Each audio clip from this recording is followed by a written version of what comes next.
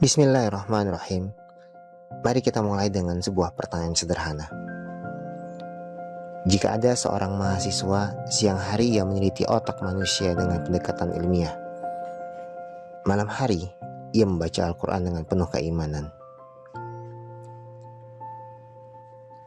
apakah ia sedang hidup dalam dua kebenaran atau dalam satu kebenaran yang sama? Ini sebuah pertanyaan awal untuk kita renungkan. Karena kalau jawabannya dua, berarti ada sesuatu yang retak dalam cara ia memandang ilmu.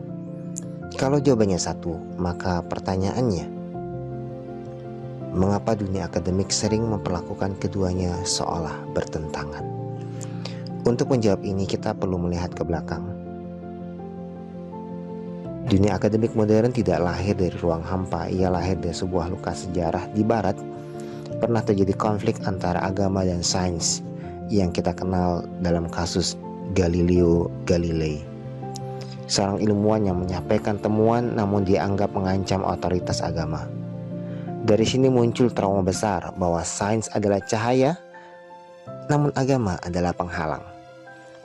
Maka dari situ lahirlah sekularisme, pemisahan total antara urusan dunia dan agama. Masalahnya, trauma ini tidak berhenti di barat. Ia kita adopsi tanpa kita sadari. Akibatnya kita melahirkan ilmuwan yang meninggalkan Tuhan saat meneliti, dan orang salah yang gagap menghadapi realitas.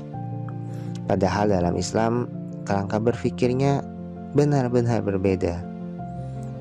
Dalam Islam, kebenaran itu hanya satu saja.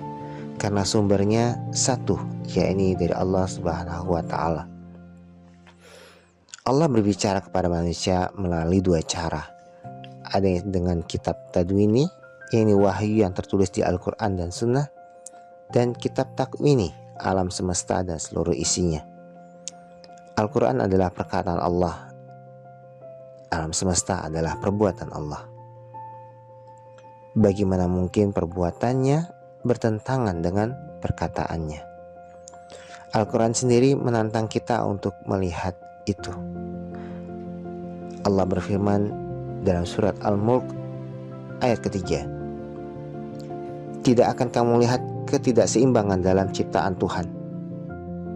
Artinya jika kita merasa ada pertentangan antara agama dan sains, kemungkinan besar bukan karena keduanya salah, tapi karena pemahaman kita yang belum utuh. Namun ada satu pola pikir yang sering menjebak kita. Seringkali kita menempatkan Tuhan hanya di wilayah ketidaktahuan kita. Ini disebut God of the Gaps. Contoh sederhana, dulu kita tidak tahu bagaimana hujan terjadi, itu kehendak Tuhan. Sekarang kita tahu siklus air, penguapan, kondensasi. Apakah kemudian Tuhan menjadi tidak relevan? Apakah Tuhan hanya ada saat kita tidak tahu saja? Dalam Islam jawabannya sangat jelas, tidak. Sains bukan untuk menghilangkan Tuhan. Sains justru menyikap cara kerjanya. Sains adalah upaya membaca sunatullah, aturan tetap yang Allah tetapkan di jalan. Semakin kita memahami sel, otak manusia, hukum fisika, semakin kita menyadari bahwa semua ini hanya terlalu presisi untuk disebut kebetulan. Sains tidak menjauhkan kita dari Tuhan, ia justru memperjelas jejaknya, dan ini ditegaskan langsung dalam Al-Quran. Allah berfirman, kami akan memperlihatkan tanda-tanda kami di ufuk dan di dalam diri mereka. Artinya penelitian itu bukan sekedar aktivitas akademik. Ia adalah proses menyaksikan tanda-tanda Tuhan. Sekarang pertanyaannya, apakah bekerja di laboratorium bisa menjadi ibadah? Jawabannya bisa. Kuncinya adalah niat. Jika seorang dokter meneliti untuk menyelamatkan manusia, jika psikolog memahami jiwa manusia, jika sarjana teknik membangun untuk kemaslahatan, maka setiap aktivitasnya bernilai ibadah. dan laboratorium pun bisa menjadi mihrab mereka. Rasulullah SAW bersabda, sebaik-baik manusia adalah yang paling bermanfaat bagi manusia lainnya. Artinya keilmuan kita bukan sekadar profesi, ia adalah jalan pengabdian kepada Allah Subhanahu wa Ta'ala. Ilmu tanpa agama hilang arahnya. Agama tanpa ilmu hilang cahayanya, hilang dayanya.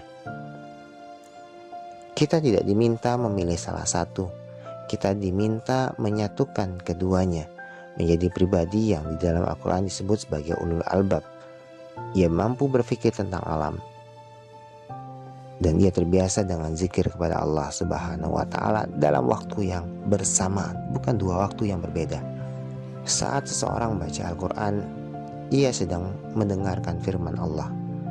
Saat seseorang sedang meneliti alam, ia sedang menyaksikan karya Allah.